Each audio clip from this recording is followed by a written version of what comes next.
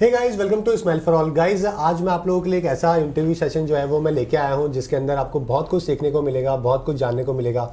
एक ऐसी पर्सनालिटी के बारे में हम लोग डिस्कशन करने वाले हैं जिनके बारे में शायद ही देश के अंदर या दुनिया के अंदर ऐसे बहुत कम लोग हैं जो कि इतना किसी के लिए करते हैं। अपनी पूरी लाइफ जो सोशल सर्विस में डेडिकेट करते हैं, अपनी पूरी लाइफ के अंदर जिनका एक सिंगल मोटिव होता है कि दूसरों का कुछ ना कुछ अच्छा हो सके। कुछ ऐसे वाक्य, कुछ ऐसी चीज़ें, कुछ ऐसे स्टोरी है जो कि मैं आज आप लोगों के साथ में शेयर करने वाला हूँ। आज मैं जो बात करने वाला हूँ वो मनन चतुर्वेदी जी के बारे में बात करने वाला हूँ। और इनके बारे में जितना बोला जाए उतना कम है। ये बहुत बड़ा इंस्पिरेशन का सोर्स है बहुत लोगों के लिए, इनफैक्ट मेरे लिए, खुद के लिए भी। और स्माइल फॉर ऑल की जो शुरुआत है वो खुद भी एक मनन जी के इंस्पिरेशन के द्वारा ही करी गई है। और जयपुर में बहुत सारे ऐसे बच्चे हैं जो कि जिनका कोई नहीं होता। जयपुर में ऐसी कहावत है, उनका मनन जी है जो कि होती है। तो इनके बारे में आज, इनकी स्टोरी के बारे में जानेंगे कि कैसे ये 150 प्लस बच्चों की मदर है जो कि बनी है। तो कंप्लीट इन्फॉर्मेशन जो है वो आपको इनके द्वारा ही मिलने वाली है। और इस वीडियो को शेयर ज़रूर करिएगा। ओके, आपका जो कंट्रीब्यूशन होगा वो सबसे बड़ा यही होगा इस वीडियो के अंदर कि इस वीडियो को जितना हो सके वो शेयर करिएगा, और ताकि लोगों तक पहुंच सके। और अपनी लाइफ के अंदर अगर कोई किसी लेवल पे भी थोड़ा बहुत भी कंट्रीब्यूट कर सके, अगर इनके जितना तो खैर हम शायद कर नहीं पाए, लेकिन 1% भी अगर कर पाए आप या मैं मिलके, तो it will be a big contribution to the society. Okay guys, तो मिलते हैं मनन जी से। तो हेलो मैम, कैसे हैं आप? मैं बिल्कुल ठीक। तो मैम, कहाँ से जर्नी स्टार्ट हुई है? आपको देख के लग नहीं रहा होगा कि इनको 20 साल पहले इनकी जर्नी है जो कि स्टार्ट हुई थी सोशल सर्विस की। तो मैम, कहाँ से स्टार्ट हुई आपकी जर्नी, और ऐसा क्या आप किस चीज़ ने आपको ऐसा मोटिवेट किया कि आपने अपना जो फैशन डिज़ाइनिंग का, आई गेस आपका करियर था ना, बहुत अच्छे फैशन डिज़ाइनिंग का करियर चल रहा था इनका, सब कुछ लाइफ में सेट था, लेकिन इवन दो लाइफ ने ऐसा ट्रैक चेंज किया कि उसके बाद में पूरी डायरेक्शन ही अलग हो गए। तो मैम, कैसे हुआ ये सब? फैशन डिज़ाइनिंग सिर्फ कपड़ों तक सीमित था और उन लोगों को खुशी देने की बात थी जिन लोगों के पास में खुशियाँ ऑलरेडी बहुत थी, वो फैशन कर सकते थे, यानी कि बहुत कुछ वो पहले ही कर रहे थे। जब मैं फैशन डिज़ाइनिंग का कोर्स अपना कंप्लीट करके आ रही थी और मुझे बाहर के लिए चांस मिला और मुझे फॉरेन स्टडी के लिए जाना था एडवांस, तब मैं अपने जयपुर होम टाउन आ रही थी और मैंने एक बच्चे को सड़क के पास में कचरे के ढेर में से कुछ ढूंढ कर खाने का प्रयास करते हुए देखा और मुझे लगा for home I am going to design the garments. यहाँ तो बच्चों के पास कपड़े ही नहीं हो। उस छोटी सी बच्ची ने बिल्कुल कपड़े ना के बराबर पहने हुए थे और मुझे पता नहीं क्यों लगा कि मुझे फैशन डिज़ाइनिंग में नहीं जाना, और मैं नहीं गई और कच्ची बस्तियों में जाना शुरू किया। और वहाँ जाते जाते एक बारी मुझे एक छोटी सी बच्ची मिली और वो मेरे घर आई और मेरी नई ज़िंदगी शुरू हुई। आज मैं बहुत सारे बच्चों की मम्मा हूँ। कितने अप्रॉक्सीमेटली? अभी 158 बच्चे हैं, लेकिन हम 700 से ऊपर, मोर देन 700 बच्चों को रिहैबिलिट कर चुके हैं। ग्रेट। तो गाइस, जैसा कि आपने सुना कि ये आपको 150 प्लस बच्चों की जो है वो मदर है, और वो भी ऐसे बच्चे जिनका शायद करियर या फिर लाइफ शायद कुछ और होती अगर ये नहीं होते। तो मुझे लगता है कि इससे बड़ा कंट्रीब्यूशन, इससे बड़ा कोई भी किसी भी लेवल के ऊपर कर सकता है। जब हम लोग ऐसा होता है ना कि 2% भी किसी के लिए कुछ करते हैं तो लोगों को लगता है बहुत कुछ कर लिया है हमने, बहुत कुछ अचीव कर लिया है। लेकिन इनके जैसा डाउन टू अर्थ, और साथ में पिछले कितने साल हो गए मैम आपको करते हुए? मुझे 19-20 साल हो गए लगभग ही करते हुए। 19-20 और उससे पहले मैं स्लम एरियाज में जा रही थी बिफोर मैरिज। उसके बाद मैं लगातार फिर एडॉप्शन के उसमें भी काम कर रही हूँ। ओके। और जयपुर में एक बहुत फेमस बात है कि अगर जैसे कि मैं जितने भी लोगों से मिलता हूँ जो कि सोशल वेलफेयर से जुड़े हुए हैं, सब लोग ये बोलते हैं कि रात के 2 बजे भी जो है, अगर कोई बच्चा जयपुर के अंदर, अगर कोई अनाथ है, कोई किसी को कहीं छोड़ के चला गया है, तो रात के 2 बजे भी जो है ये जाके उनकी हेल्प करती है। तो मैम, ये सही बात है? मैंने काफ़ी लोगों से सुना है, आप बताइए। हाँ, मुझे कई बच्चे हैं जो मिडनाइट ही मुझे मिले। अच्छा। ज्यादातर बच्चे ऐसे होते हैं, क्योंकि देखिए, बच्चे को सड़क पे छोड़ना कोई अच्छी बात नहीं है। चोरी है, डकैती है, बलात्कार है, गलत काम है, ये सब रात के अंधेरे में लोग करते हैं। तो बच्चे को छोड़ना तो मुझे लगता है बहुत ही बड़ा पाप है। तो वो भी लोग मोस्टली रात को करते हैं। और कोई इंसान अगर, या पुलिस कभी भी किसी बच्चे को सड़क पे देखते हैं तो मुझे कॉल करते हैं और मैं उसको लेकर आती हूँ। ऐसे काफ़ी सारे बच्चे हैं जो रेलवे स्टेशन पे या खाली प्लॉट्स में या बस स्टैंड पे या कचरे के डिब्बे में बच्चे मिले, तो मुझे मोस्टली रात को मिले, फिर मैं उन्हें खुद लेकर आई। ग्रेट। और बायोलॉजिकली मैम आप कितने बच्चों की मदर है? बायोलॉजिकली मैं 4 बच्चों की मम्मा हूँ। ओके। और वैसे 150 प्लस गाइस। हाँ। तो शायद ही आपने पहली बार ही सुना होगा कि 150 प्लस। और सबसे बड़ी बात है कि मैम जिस घर के अंदर रहती है, सारे बच्चे जो है वो इसी घर में रहते हैं। और एवरीथिंग इज सिमिलर, मतलब बच्चों के घर के में मैं रहती हूँ। हाँ बच्चों एग्जैक्टली, के ये वो उल्टा ज्यादा है, बेटर हाँ है। ये बिल्कुल सही बात है कि बच्चों का जो घर है वहाँ पे मैम जो है वो यहाँ मुझे पे भी रहती है। एकोमोडेशन मिली हुई है। और इसके अलावा मैम सबसे बड़ी जो प्रॉब्लम आती है आज के टाइम पे सोशल सर्विस के अंदर, जो मैं भी देख रहा हूँ, मैं भी महसूस कर रहा हूँ, वो एक फंड्स की बहुत बड़ी इशू होता है। हाँ। Because I don't think Indian government, European countries में तो काफ़ी होता है कि गवर्नमेंट काफ़ी सपोर्ट करती है, लेकिन हमारे यहाँ पे आई गेस, आप तो मिनिस्टर भी रहे हैं मैम, वैसे जो है कमीशन चेयरपर्सन है जो कि रही है, और कितने, शायद 3 साल का कार्यकाल 3 होता है साल में चार्टर्ड कमीशन चेयरपर्सन। ओके, हाँ, तो इनको ज़्यादा इन्फॉर्मेशन दे पाएंगे कि किस तरीके से काम होता है गवर्नमेंट के अंदर और कितनी हेल्प है जो कि मिलती है मैम, क्या? बहुत सारी स्कीम्स हैं, बहुत सारी पॉलिसीज हैं और लोगों को उससे बेनिफिट भी होता है, लेकिन वहां तक पहुंच कौन पाता है, ये मुद्दा ये है। बहुत मुश्किल और है। बेसिकली क्या है, आपने कहा कि विदेशों में बहुत फंडिंग हो जाती है, एक तो वहां पर इस तरीके की चैलेंजेस कम Challenges बहुत है कम ना। है, exactly। यहाँ पर हमारे डेफिनेटली क्राउड ज्यादा है, लोग ज्यादा हैं, पॉपुलेशन ज्यादा है, तो चैलेंजेस भी ज़्यादा हैं। और दूसरा क्या है, सेवा आज हमारे लिए विषय है कि हम सेवा कर रहे हैं, हम सोशल सर्विस में हैं, वरना हमारे भारत में तो सेवा एक जीवन शैली है। सवेरे उठते ही चिड़ियाओं को दाना डालना, चींटियों को आटा डालना और गाय को रोटी निकालना और पानी भरना, इन सब में ये पहले एक जीवन शैली थी। तो अभी क्या है, उस जीवन शैली, तो फिर कोई भूखा पक्षियों तक के लिए जहाँ सोचा जा रहा था वहाँ ये चुनौती ही नहीं थी। अभी ऐसी सिचुएशन आई है कि सेवा भी एक काम हो गया है ना, सेवा भी एक नाम हो गया है। अदरवाइज ये बहुत एक नॉर्मल सी बात थी कि कोई भूखा है तो वो हमारे लिए शर्म की बात है। हम बोलते हैं ना, विश्वनाथ के देश में कोई अनाथ नहीं हो सकता, इट इज़ लाइक दैट।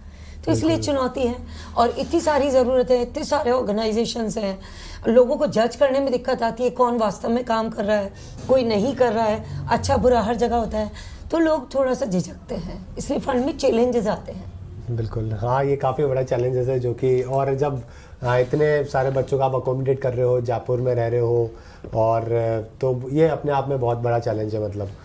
तो इसके अलावा मैम अभी जो सबसे एल्डर जो बच्चा है जो कि वो अभी क्या कर रहे हैं, वो सबसे हमारे यहाँ से काफ़ी बेटियों की शादी भी हुई है। ओके, हाँ, और अभी 15 मार्च को हमारी फिर एंगेजमेंट है। अच्छा। एक बच्चे की 21 अप्रैल की शादी है, एक की 20 जून की। कहने का मतलब ये है कि जैसे ये होता है कि 18 के बाद में लीगल फ्री होके आप अकेले रह सकते हैं, यू आर लीगल फ्री, तो फिर आप कहीं भी जाइए। तो हमने वैसा नहीं किया। हमारे यहाँ पे सारे बच्चे एडवांस स्टडीज़ कर रहे हैं, MBA भी किया, BBA किया, उसके बाद में BCom है, कोई कुछ, सब अपना अपना पढ़ रहे हैं, कोई वोकेशनल ट्रेनिंग्स ले रहे हैं। तो उस बच्चे की जैसे हम अपने घरों में एक पूरी जिम्मेदारी होती है, उसी तरीके से ये उनका घर है। हम नहीं कहते कि 18 साल के बाद जाओ, टाटा बाय बाय, ऐसा नहीं है, ये उनका घर है और यहाँ पे सब बच्चे पढ़ रहे हैं। काफ़ी बच्चे, 700 से ऊपर बच्चे जो रिहैबिलिट हुए हैं, उनमें ऐसे बच्चे भी हैं जो कि जिनसे बेगार करवाई जाती थी, जिनसे चाइल्ड लेबर करवाया जाता था, उनको कोई फैसिलिटी नहीं मिलती थी, या फिर कुछ बच्चे थे जो कन्वर्ट करने के लिए एक जगह लाए गए थे, उनको हमने छुड़ाया, फिर उनको उनके घर नेपाल, तिब्बत, चाइना बॉर्डर तक हम लोग उनको रिहैबिलिट करके उनके घरों तक, और उनका फॉलोअप भी करते हैं। ग्रेट। तो ये है। तो गाइस देखा आपने कि किस तरीके से सिर्फ वही नहीं है कि 18 साल तक जो है वो बच्चा रह के उसके बाद में अपनी लाइफ में बाहर जा रहा है, स्ट्रगल कर रहा है। इनफैक्ट मतलब ऐसे बहुत सारे अच्छे टैलेंटेड हैं। मतलब जब 3 साल पहले जब मैं पहली बार जो है मैम के जब NGO से मिला था, जब वाईफाई स्टडी के अपने 3 मिलियन सब्सक्राइबर हुए थे, और उसी की खुशी के अंदर एक छोटा सा गिफ्ट है जो कि हमने ऑर्गेनाइज करवाया था। तब कुछ बच्चों का सिंगिंग टैलेंट था, कुछ बच्चों के और भी बहुत सारे स्किल्स थे जो कि देखे थे। तो मतलब सिर्फ ये नहीं है कि आप सिर्फ पढ़ाई कर रहे हो, पढ़ाई के अलावा जो आप अपनी क्वालिटी, जो अपने लाइफ के अंदर कुछ स्किल डेवलपमेंट जो कर सकते हो, वो भी यहाँ पे करने को मिलता है। हाँ, यहाँ बच्चे नेशनल लेवल पे कबड्डी खेले हैं, रनिंग में हैं, और मार्शल आर्ट्स में है, सिंगिंग में, डांसिंग में, सारी एक्स्ट्रा एक्टिविटीज़ में भी बच्चे बहुत आगे हैं। अब इन सब चीज़ों के लिए, जैसा कि आपने पूछा था फंड्स को जनरेट करने के लिए, तो वो आपने गवर्नमेंट के बारे में पूछा तो थोड़ा सा यूँ हो गया। एक्चुअली मैं आपको बताना चाहूँगी, हम लोग गवर्नमेंट से एड नहीं लेते, और शुरू से नहीं ली और अब लेना भी नहीं चाहते। उसके पीछे मुझे लगता है तरक्की होनी होगी हमारी खुद की, हमें लाइट होने वाले होंगे बहुत सारे काम निकल। तो आज मैं एक पेंटिंग मैराथनर हूँ और मैं सड़कों पे पेंटिंग बनाती हूँ। लोग मुझे रोड स्टार भी कहते हैं, रंगरेजा भी कहते हैं, पता नहीं क्या क्या कहते हैं, लेकिन वो जानते हैं कि मनन है ये। तो मैं सड़कों पे पेंटिंग बनाती हूँ, मेरा 72 घंटे का वर्ल्ड रिकॉर्ड है। 24 घंटे सड़कों पे पेंटिंग बनाती हूँ, वो पेंटिंग सेल होती है, उससे घर चलता है।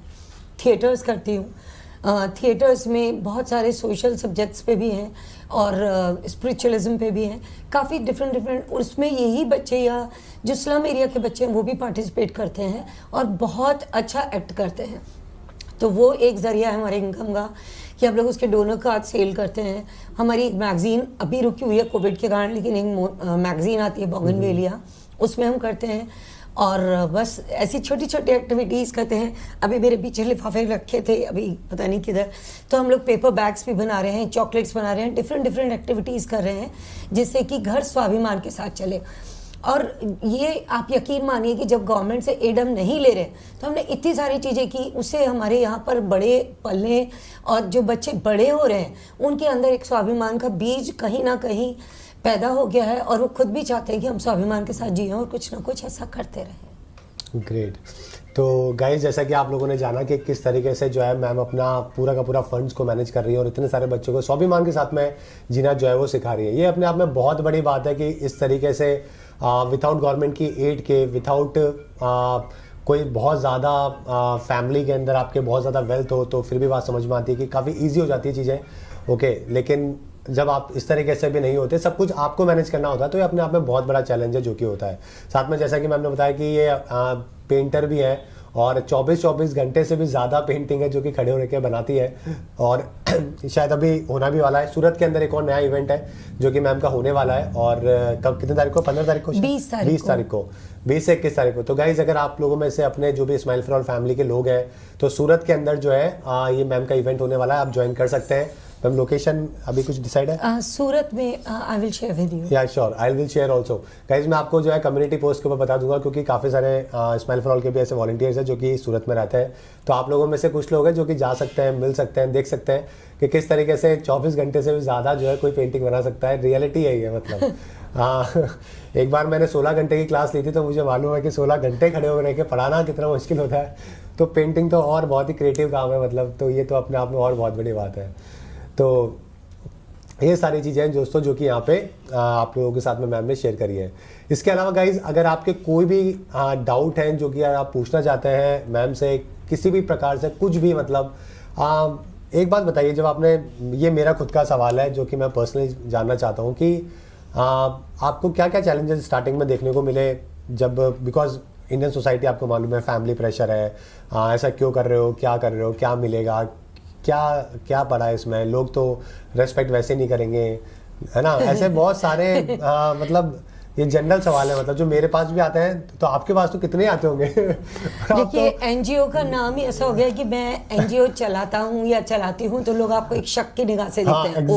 exactly. ये अपना घर चलाते हैं, लाइक दैट। लेकिन ठीक है ना, देखिए चैलेंज बाहर कहीं नहीं होता, ये मैं आप सबको भी कहना चाहूँगी, क्योंकि जब हम स्माइल फॉर ऑल सोच के चल रहे हैं तो आप खुद स्माइल करें जिससे कि आप दूसरों को मुस्कुराहट दे सकें। तो मैं ये कहना चाहूँगी, चैलेंज बाहर इस दुनिया में कहीं नहीं है। आप किस चीज़ को चाहते हो और किस चीज़ को कैसे लेते हो, चैलेंज सारे आपके अंदर है। दुनिया आपको चैलेंज दे ये ज़रूरी नहीं है, दुनिया से आप खुद चैलेंज लें और आगे बढ़े। बीइंग अ वुमेन, आज वुमेन्स डे भी है और तो ये एक बड़ी बात है कि महिलाओं के लिए तो वैसे भी चैलेंजेस बहुत बड़े हो जाते हैं। तो जब आप मेरे से बात कर रहे थे तो मैं सोच रही थी, ये फूल है गिरा तो धूल है।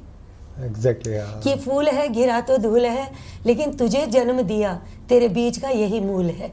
मेरे मन में ये लाइनें आई थी तो मैंने आपके साथ शेयर कर दी कि महिलाओं को आप फूलों की तरह देखते हो, सॉफ्ट, सिल्की, खुशबू, हर तरीके से आप उसको चाहते हो, हर तरीके से आप उसको पूजते हो, पूजा के लिए काम में लेते हो, लेकिन जरा शाख से कोई गिर जाए तो लोग उसे धूल बना देते हैं। किसी बच्ची के साथ कुछ होता है तो उसको अपराधी बता देते हैं, जबकि वो एक्यूज नहीं, वो विक्टिम है ना। तो आप उसको धूल बना देते हैं। लेकिन आप इस जीवन में चल रहे हो, फिर रहे हो और आप इस दुनिया में आए हो, तो उस बीज का जो मूल है वही मातृशक्ति है। तो मातृशक्ति के जब हम ज़्यादा जिम्मेदारियां लेते हैं तो ज़्यादा चुनौतियां होती हैं, ज़्यादा चैलेंजेस होते हैं। मैं अगर 10th में पढ़ रही हूँ तो मुझे 10th की किताबें पढ़नी पड़ेंगी। तो जितना बड़ा आपने ड्रीम देखा है, तो आई ऑलवेज से कि ड्रीम देखना बहुत आसान है, लेकिन उसको निभाना एक चुनौती है जो कि हमें खुद ही अपने अंदर उठानी होती है। डेयर टू ड्रीम करना होता है। तो आई एक्सेप्ट दिस चैलेंज। मैं ऐसे ही सपने देखती रहूँगी और हिम्मत करती रहूँगी, और अगर किसी की हंसी में या बच्चों की मुस्कान में कोई कमी लाएगा तो थोड़ी बहुत हिमाकत भी करूँगी। बिल्कुल गाइज। तो गाइज जैसा कि आपने जाना कि मैम को इनकी पर्सनालिटी के बारे में काफ़ी ज़बरदस्त पर्सन है, और डेफिनेटली गाइज अगर आप इनसे जितना सीख सकते हैं उतना कम है। फूल बोले आप मुझे। बिल्कुल फूल जैसे भी है, और बहुत बहुत सही है। तो गाइज इसके अलावा जो है मैम को आप फॉलो कर सकते हैं यूट्यूब पे, इनका मनन चतुर्वेदी नाम से एक यूट्यूब चैनल भी है, वहाँ पे इनको फॉलो कर सकते हैं, बहुत कुछ जान सकते हैं। थिएटर पे कई सारे वीडियोस इनके डले हुए हैं, बहुत कुछ चीज़ें डली हुई हैं। फेसबुक के ऊपर भी है मनन चतुर्वेदी नाम से, इंस्टा के ऊपर भी आपको मिलेंगे। तो आप इनको मनन, हाँ आपको जो है सारे सोशल मीडिया पे मिलेंगे, और आपको बहुत चीज़ें हैं जो कि देखने को मिलेगी। मतलब इतना बड़ा इंस्पिरेशन का सोर्स हम लोग मूवीज़ देखते हैं, लेकिन रियल लाइफ के अंदर जब आपको कोई नज़र आता है तो इससे बड़ी रियलिटी और क्या हो सकती है।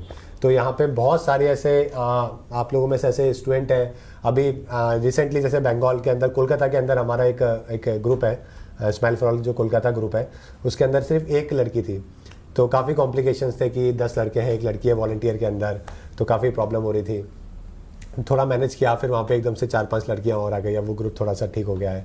तो ऐसे ये एक बहुत ही छोटा सा चैलेंज है, मतलब अपने सामने, जैसे कि स्माइल फॉर ऑल के सामने आया था। अगर आप इसको कंपेयर करेंगे इनकी लाइफ से, तो मुझे लगता है कि ये शायद 0.1% भी नहीं होगा कहीं ना कहीं। बंगाल में तो वैसे भी एक लाइन है, एकला चालो रे। हाँ एकला चालो रे। इंस्पिरेशन में कमी नहीं। तो इसलिए गाइज अगर कहीं पर भी कोई भी प्रॉब्लम होती है स्माइल फॉर ऑल के पूरे मिशन के अंदर, जहाँ पे हम लोगों ने मिशन बनाया कि आने वाले 5 सालों के अंदर ऐसे 1 करोड़ जो बच्चे हैं जो कि स्कूल नहीं जा पा रहे हैं, या रोड के ऊपर बैगिंग कर रहे हैं, या किसी भी तरीके से रह रहे हैं, उन सभी को स्कूल के अंदर, एक अच्छे स्कूल के अंदर क्वालिटी एजुकेशन है जो कि हम लोगों को देनी है। और इस तरीके से जैसे कि मैम से इतना बड़ा इंस्पिरेशन मिला है, और भी मिलते रहेंगे ऐसे, और इंटरव्यूज़ जो है इनके बारे में इनके साथ में करते रहेंगे।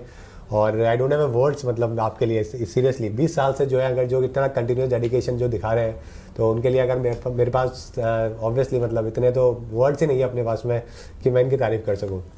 तो गाइज़ ये था एक छोटा सा सेशन, और उम्मीद करता हूँ कि आपको पसंद आया होगा। वीडियो को ज़्यादातर शेयर करिएगा, because sharing is caring. Guys ये आपका कंट्रीब्यूशन होगा इस वीडियो को अपने फेसबुक पे, सब जगह पे शेयर करने को लेकर। ओके, तो मिलते हैं वापस से किसी नए सेशन के अंदर, और वापस से एक बार फिर से मैं इनसे के साथ में एक और डिस्कशन है जो कि लेके आऊँगा, बिकॉज अभी जो है इतना ज़्यादा डिस्कशन नहीं हो पाया है। ओके, चलिए guys, thank you, good bye and have a nice day. मिलते हैं वापस से।